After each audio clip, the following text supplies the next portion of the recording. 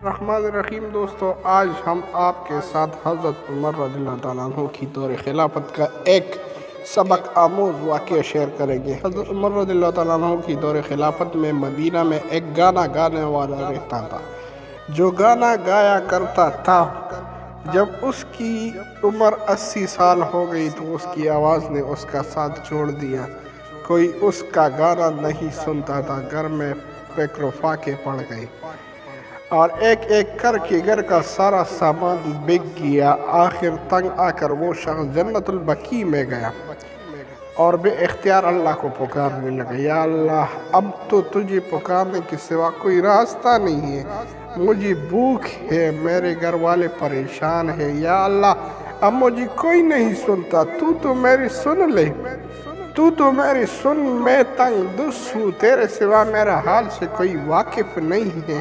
حضرت عمر رضی اللہ عنہ مسجد میں سو رہے تھے کہ خواب میں ایک آواز آئی، اے عمر اٹھو، میرا ایک بندہ مجھے بقیع میں پکار رہا ہے، اس کا توبہ اتنی جلدی قبول ہو گیا، اس کی مدد کو پہنچو۔ حضرت عمر رضی اللہ عنہ جب یہ سنا تو ننگے سر ننگے پیر جنت البقیع کی طرف دوڑے۔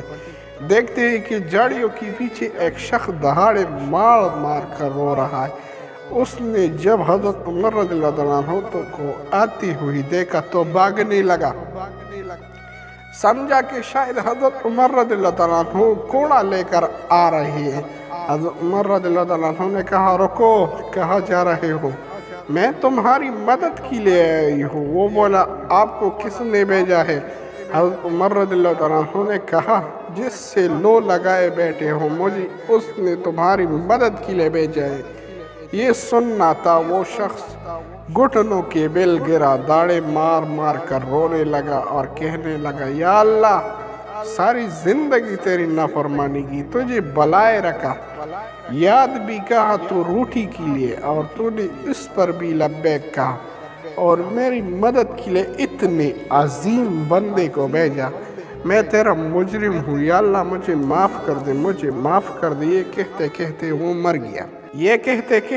مر گیا۔ حضرت عمر رضی اللہ عنہ نے اس کا نماز جنازہ پڑھا اور اس کی گھر والوں کے لیے بیت المال سے وظیفہ مقرر ہے۔ بے شک اللہ بہت بڑا غفور رحیم ذات ہے۔ اس چھوٹی سی سبق آموز تحریر میں یہ بات چھپی ہے دوستوں کی توبہ کی قبولیت کا ٹائم نہیں ہے اور موت کی آنے کا بھی کوئی ٹائم مقرر نہیں ہے۔ موت کسی بھی وقت آ سکتی ہے، کسی بھی حال میں آ سکتی ہے۔